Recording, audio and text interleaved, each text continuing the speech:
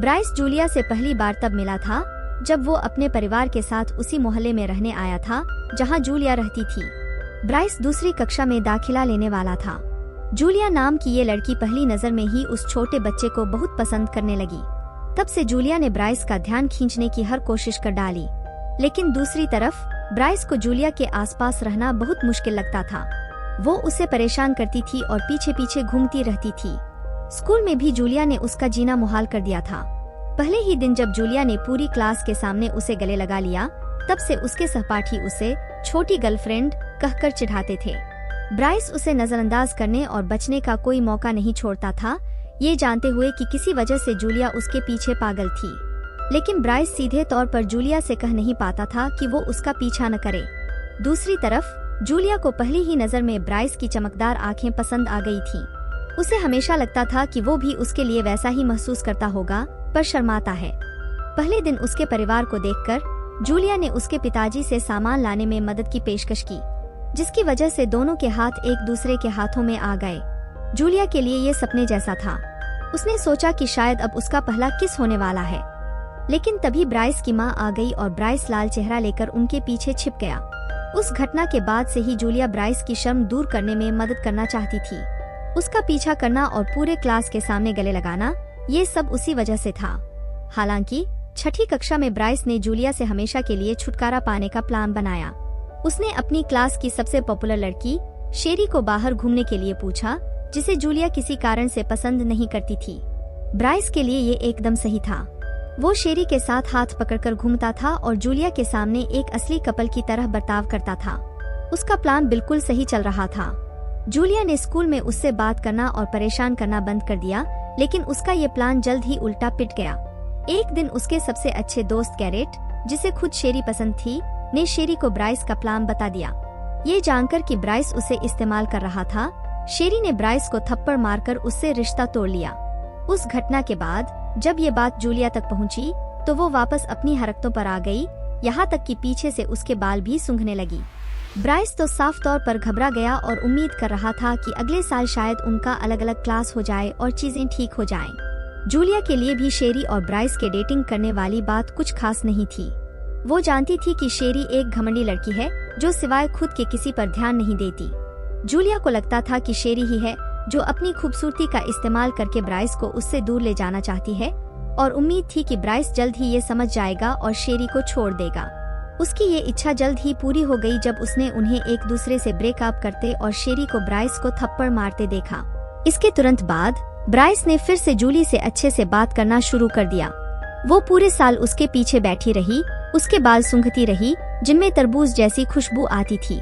Bryce के दादा को भी अखबार के जरिए जूली के बारे में पता चला, जहां उसे सम्मान दिया गया था क्योंकि उसने अपने प्यारे गूलर के पेड़ को काटे जाने के खिलाफ स्टैंड लिया था। उसे गूलर के पेड़ से बहुत लगाव था। वो हर सुबह उसकी चोटी पर जाकर बातें करती थी। कभी कभी वो ब्राइस को भी अपने साथ बुलाती थी ताकि वो नजारा देख सके, जिसे वो हर बार बहाना बनाकर टाल देता था।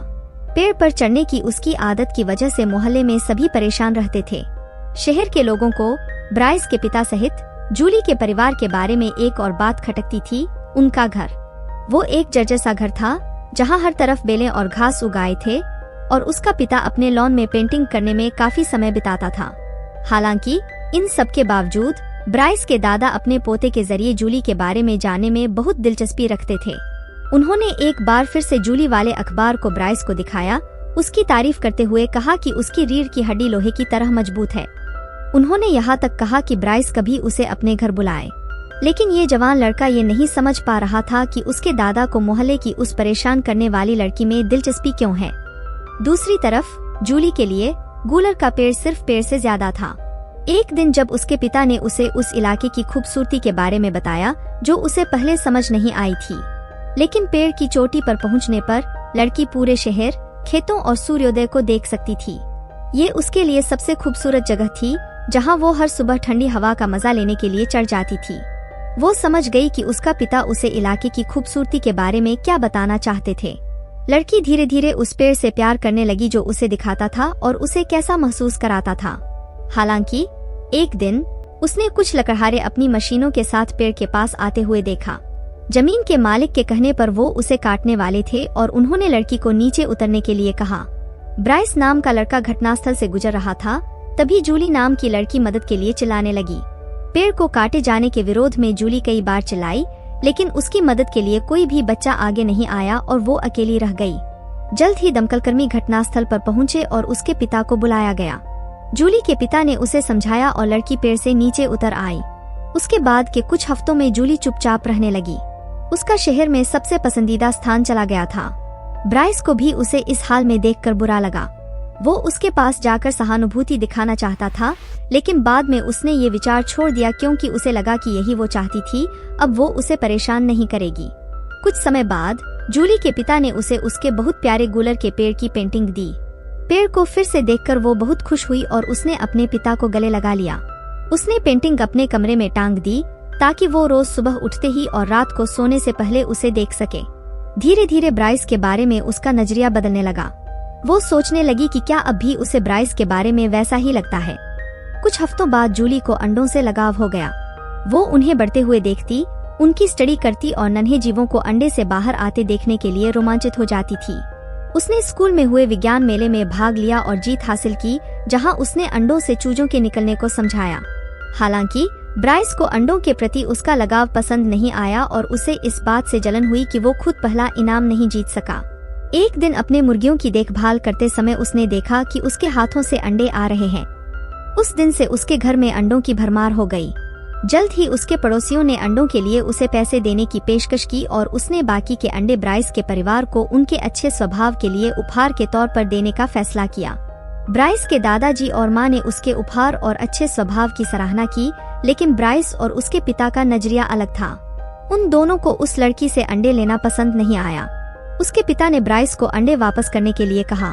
ब्राइस उसे मना नहीं करना चाहता था, इसलिए उसने जब भी जूली उसे अंडे देती तो उन्हें फेंकने का विचार किया। जूली अपने परिवार के साथ अंडे बांटकर खुश थी और ब्राइस उन्हें कूड़ेदान में फेंक देता था। ये सिलसिला कुछ हफ्तों तक चला, लेकिन एक दिन जूली ने उसे दिए अंडों को फेंकते हुए देख लिया। वो उस पर बहुत गुस्सा हुई और स्कूल में उसे नजरअंदाज करने लगी, यहाँ तक कि उसके साथ एक ही टेबल पर भी नहीं बैठी। ब्राइस को ये उससे भी ज्यादा बुरा लगा क्योंकि ये उसे खुद की गलती की याद दिला रहा था। जल्द ही चीजें और बिगड़ गईं जब उसने अपने दादाजी को जूली के साथ उसके घर के आंगन में मदद करते देखा। ब्राइस को जलन होने लगी कि दादाजी जूली से उतनी बातें कर रहे हैं जितनी खुद उससे नहीं करते, भले ही वो एक ही घर में रहते हैं। उसी रात चेत ब्राइस के पास आया और उसे बताया कि उनकी बातचीत में उसे अंडों के बारे में पता चला। चेत ने ब्राइस को जूली से माफी मांगने के लिए कहा और कहा कि इससे उसे अच्छा महसूस होगा। अगले दिन ब्राइस ने वही किया जो करने की उसने सोची थी। उसने जूलिया के सामने खड़े होने की हिम्मत जुटाई। उसने बताया कि उसने बगीचे की सफाई कितनी मेहनत से की थी और अंडे फेंकने के लिए माफी मांगी। जूलिया ने माफी स्वीकार कर ली और दोनों की थोड़ी बातचीत हुई। जूलिया ने कहा कि ब्राइस बहुत किस्मत वाला है जो उसे चेत जैसा दादा मिला है, और उसने बताया कि दादा ने कहा था कि जूलिया उसे उसकी दिवंगत पत्नी की याद दिलाती है। इसके बाद चीजें वापस सामान्य होने लगीं। हफ्तों से परेशान रहने के बाद ब्राइस को काफी राहत महसूस हुई। लेकिन एक रात जब ब्राइस अपने परिवार के साथ टीवी देख रहा था, उसके पिता की दादा चेत के साथ बहस हो गई।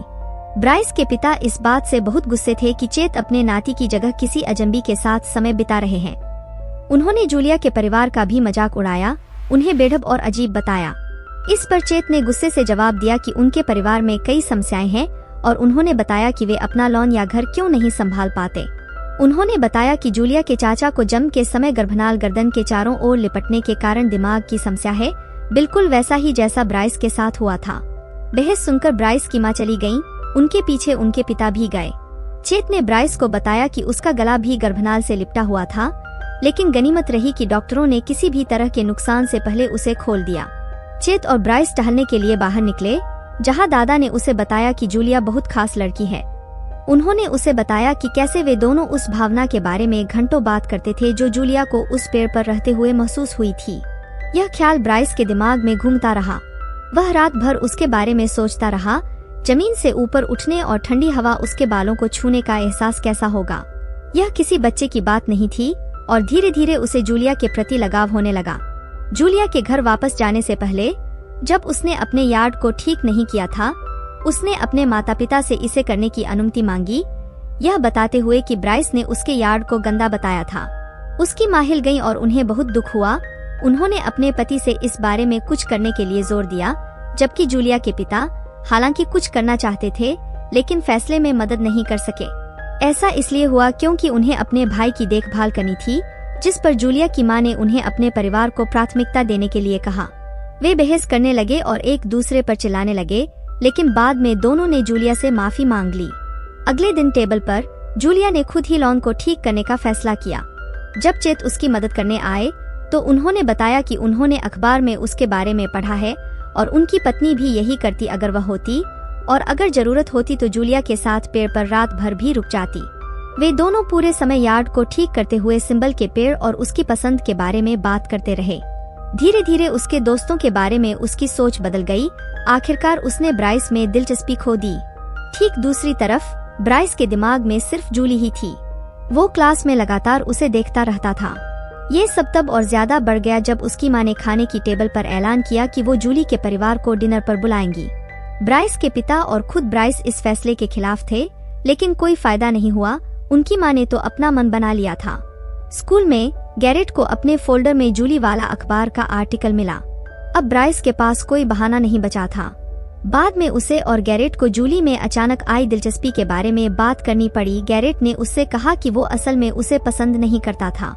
उसे बस जूली का दिया हुआ अंडा फेंकने और उसके गार्डन की बेइज्जती करने का बुरा लग रहा था। गैरेट जूली का और फिर उसके मानसिक रूप से परेशान अंकल का मजाक उड़ाता रहा। अपने दोस्त को हद पार करते देख ब्राइस अब और बर्दाश्त नहीं कर सका। गैरेट को फेक हंसी देकर ब्राइस उसे लाइब्रेरी में छोड़कर घर चला गया। ब्राइस ने तब माना कि उसे जूली के लिए सच में फीलिंग्स हो गई हैं, क्योंकि गैरेट ने उसका अपमान किया तो उसे बहुत बुरा लगा। ऐसा पहले कभी नहीं हुआ था। लेकिन जूली ने वो पूरी बात सुन ली जो लाइब्रेरी में पढ़ाई करते वक्त ब्राइस और गैरेट बात कर रहे थे। जूली की एक सहेली उसके पास आई और बताया कि उसे पता चला है कि ब्राइस का जूली पर बहुत बड़ा क्रश है और उसने उसे जूली को घूरते हुए देखा है। जूली ने पहले तो इनकार किया, लेकिन फिर उसकी सहेली उसे घसीट कर वहाँ ले गई जहाँ गैरेट और ब्राइस बात कर रहे थे। दोनों लड़कियां छिपकर लड़कों की बातें सुनने लगीं। जब गैरेट ने जूली के अंकल का मजाक उड़ाया और ब्राइस हंसा तो जूली टूट गई और उसी पल ब्राइस के लिए उसकी सारी फीलिंग्स खत्म हो गईं। उसी दिन जूली अपने लॉन में पानी दे रही थी कि उसने अपने पिता को उसके चाचा डेनियल के जन्मदिन के लिए जाते हुए देखा। ये जानकर जूली ने भी अपने अंकल से मिलने जाने की जिद की और वो दोनों उस फ्लैट पर गए जहां डेनियल रहता था। पहले तो डेनियल जूली से डर गया था, लेकिन बाद में उसे पता चला कि वो उसकी भतीजी है और जूली के पिता ने डेनियल के लिए लाए हुए सारे गिफ्ट्स उसे दिए। फिर तीनों जन्मदिन मनाने के लिए आइसक्रीम की दुकान पर गए। हालांकि दुकान में डेनियल ने अपनी आइसक्रीम गिराकर हंगामा कर दिया। जूली द्वारा उसे दूसरा कोन दिए जाने पर वो तुरंत ठीक हो गया और तीनों जल्दी ही वापस फ्लैट पर लौट आए और दुकान में हुई घटना के बाद डेनियल को अलविदा कह दिया। जूली समझ गई कि क्यों उसके पिता अकेले अपने भाई की देखभाल नहीं कर पाए और चीजें हाथ से कैसे निकल गईं। वापस घर आने पर जूली की मां ने बताया कि उनके परिवार को ब्राइस की मां ने डिनर पर बुलाया है। जूली और उसके पिता दोनों ही इस बारे में बिल्कुल उत्साहित नहीं थे, ये जानते हुए कि कैसे ब्राइस के परिवार ने उनके साथ बर्ताव किया था, उनका अपमान किया था और उनकी परेशानियों का मजाक उड़ाया था। हालांकि जूली की मां की डिनर को लेकर कितनी खुशी और उत्साह था, ये देखते हुए दोनों ही इस परिवार से मिलने के लिए राजी हो गए। जूलिया पार्टी के लिए तैयार हो रही थी। उसी वक्त वो अपने पिता द्वारा बनाई पेंटिंग को देख रही थी। वो सोच रही थी कि कैसे ब्राइस कभी उसका दोस्त नहीं रहा और मुश्किल समय में कभी उसके साथ नहीं खड़ा हुआ। वो अपनी माँ को ये बताने ही वाली थी कि वो ब्राइस के घर नहीं जाना चाहती, लेकिन माँ को डिनर के लिए इतना खुश देखकर वो ये कह नहीं पाई। दूसरी तरफ ब्राइस भी चुपके से खुश था और जूलिया के आने के लिए तैयार हो रहा था। तभी घंटी बज उठी और जूलिया अपने परिवार के साथ दरवाजे पर खड़ी थी। दोनों परिवारों ने एक दूसरे का अभिवादन किया। ब्राइस जूलिया के पास गया और उसे अच्छी लग रही हो ये कह दिया, पर जूलिया ने उसे बताया कि उसने लाइब्रेरी में सुना है कि कैसे उसने और गैरेट ने उसके अंकल का मजाक उड़ाया था। उसने ये भी कहा कि वो उससे कभी बात नहीं करेगी। इससे पहले कि ब्राइस कुछ समझ पाता, जूलिया वहाँ से चली गई और अपने पिता और दादा चेत के साथ बातचीत करने लगी। ब्राइस वहीं खड़ा रह गया, शर्मिंदा और गुमसुम। फिर भी उसने हिम्मत जुटाकर जूलिया से फिर बात करने की कोशिश की। माफी मांगते हुए उसने कहा कि वो जानता है गैरेट ने जो किया वो गलत था, लेकिन वो भी हंसकर और कुछ न कहकर उसका साथ देने में गलत था। जूलिया अपने परिवार के साथ टेबल पर बैठ गई और उसे फिर से अकेला छोड़ दिया। उसने ब्राइस को कायर कहकर बुलाया, जो अपने दोस्त को टोक नहीं सकता। टेबल पर बैठकर वो ब्राइस के सामने ही थी, पर उससे एक शब्द भी नहीं बोली, उसकी तरफ देखा तक नहीं। दो बच्चों के बीच इस तनाव के बारे में अनजान परिवार आपस में बातें कर रहे थे। ब्राइस के पिता ने पीपल के पेड़ को काटे जाने की बात की और राहत महसूस होने की बात कही। इस पर जूलिया के पिता ने कहा कि कुछ लोगों के लिए वो पेड़ मोहल्ले का गहना था। ब्राइस भी कुछ कहना चाहता था, पर अपने पिता के खिलाफ नहीं जाना चाहता था। बातचीत चलती रही। फिर ब्राइस के पिता ने जूलिया के भाइयों मार्क और मैट से उनके भविष्य के बारे में पूछा। भाइयों ने बताया कि हाई स्कूल के बाद वो अपना संगीत कैरियर बनाने पर ध्यान लगाना चाहते हैं। तब ब्राइस की मां ने बताया कि ब्राइस के पिता भी पहले सैक्सोफोन बजाते थे। जुड़वा भाइयों ने उनसे पूछा कि क्या वो कभी उनके साथ जाम करना चाहेंगे, पर आदमी ने मना कर दिया और कहा कि ये सब बीती बातें हैं। ये सुनकर ब्राइस को कुछ याद आया। उसने देखा कि उसका पिता मुस्कुराने की कोशिश कर रहा था, पर नाकामयाब हो रहा था। जूलिया ने भी देखा कि चमकती हुई जिंदगी के पीछे ब्राइस के पिता के अंदर कुछ काला और सड़ा हुआ था, जिसे वो सबसे छिपाता था। बाकी शाम जल्दी से कट गई, लेकिन जूलिया ने फिर भी ब्राइस की तरफ नहीं देखा। जाने से पहले जूलिया ने उससे बदतमीजी से बात करने के लिए माफी मांगी, पर ब्राइस के दिल को पता था कि वो उसे माफ नहीं करेगी। वो खुद को बेकार और शर्मिंदा महसूस कर रहा था। डिनर के बाद जल्दी ही परिवार में फिर से झगड़ा हुआ, जो बहुत बढ़ गया और अंत में ब्राइस के पिता ने अपनी ही बेटी को थप्पड़ मार दिया। ब्राइस सोच रहा था कि आखिर उसका पिता ऐसा क्यों कर रहा था। वो सोच रहा था कि आखिर उसके पिता को जूलिया के परिवार से, उसके पिता की पेंटिंग्स से, उसके गार्डन से इतनी नफरत क्यों थी। उस लड़के को उनसे जलन होती थी और वो खुद से ही नाराज था, पर वो ये नहीं समझ पाया कि क्यों। पर अब ये बात ज्यादा मायने नहीं रखती थी, क्योंकि वो अब जूली की जिंदगी का हिस्सा नहीं था। उसने सोचा जूली कितनी शांति से सोई होगी उस रात, बिना ब्राइस के बारे में सोचे और अपने परिवार की शुक्रगुजार होकर। जल्दी ही स्कूल में बास्केट बॉय ऑक्शन हुआ, जहां लड़कियां स्टेज पर खड़े लड़कों के साथ लंच करने के लिए बोली लगाती थीं। ब्राइस इस बात से खौफजदा था कि उसे स्टेज के सामने खड़ा होना था, जहां लड़कियां उसके लिए बोली लगाएंगी। पेश होने के दिन वो घबराया हुआ था कि क्या जूली उसके लिए बोली लगाएगी, लेकिन उसने सुना कि जूली ने एडी पर बोली लगाई, जो क्लास का एक अच्छा लड़का था और जिसके लिए कोई और बोली नहीं लगा रहा था। जबकि स्कूल की सबसे खूबसूरत लड़की शेरी ब्राइस के साथ लंच करने की बोली जीत गई। लंच टेबल पर वो बस इसी बारे में सोच सकता था कि जूली किसी और के साथ लंच करते हुए खुश हो रही होगी और हंस रही होगी। वो अपनी कुर्सी से उठा और जूली को खींचकर उसके हाथ को पकड़ लिया। उसने आंखें बंद कर ली और उसे चूमने के लिए झुक गया, लेकिन जूली ने उसे पीछे धकेल दिया और लोगों से भरे कमरे से बाहर चली गई, जो अब ब्राइस के पहले चुंबन को नाकामयाब करने पर हंस रहे थे। जूली के पीछे भागने के लिए बाहर निकलते ही गैरेट उससे जा मिला। गैरेट जूली जैसी अजीब लड़की के लिए शेरी को छोड़ने पर ब्राइस पर गुस्से में था। हालांकि इस बार ब्राइस खड़ा होकर उसकी बात नहीं सुनता रहा और गैरेट को दूर धकेलते हुए बोला कि वो नहीं समझेगा। वो गंदे बर्तनों वाली टोकरी लेकर घर चला गया और सीधे जूली के घर जाकर दरवाजा खटखटाया, लेकिन जूली का कोई जवाब नहीं आया। घर जाकर उसने जूली के मोबाइल फोन पर कॉल करने की कोशिश की, लेकिन जूली की मां ने फोन उठाया और बताया कि जूली उससे बात नहीं करना चाहती। ब्राइस जानता था कि वो जूली से बात करना चाहता था और फिर उसके दिमाग में जूली के लिए एक आइडिया आया, लेकिन नीलामी के दिन घटनाक्रम बिल्कुल अलग था। सुबह उसने जूली के घर पर उसके पैसे छोड़ने का फैसला किया ताकि वो लालच में आकर उसके लिए बोली न लगा सके। लेकिन साइकिल चलाते समय उसके पड़ोसी ने जूली को आवाज लगाई और उसे वो पैसे दिए जो जूली ने उस छोटी लड़की को अंडे देने के लिए अभी तक नहीं दिए थे। पहले तो इनकार करने के बाद जूली ने फैसला किया कि वो पैसे स्कूल ले जाएगी और ये दिखाएगी कि उसके पास पैसे नहीं हैं। स्कूल पहुंचकर वो शेरी से टकराई जिसने ब्राइस पर बोली लगाने का प्लान किया था। जूली गुस्से में होते हुए भी उससे बोली लगाने और उसके ऊपर पैसे बर्बाद करने के लिए कहती है, क्योंकि वो वैसे भी ब्राइस को भूल चुकी है। लेकिन जितना ब्राइस का नाम आने का वक्त नजदीक आता था, वो उतनी ही बेचैन होती जा रही थी। हालांकि ब्राइस के आने से पहले एडी को देखकर कि कोई और उसके लिए बोली नहीं लगा रहा है, जूली ने उसके लिए सहानुभूति में बोली लगा दी।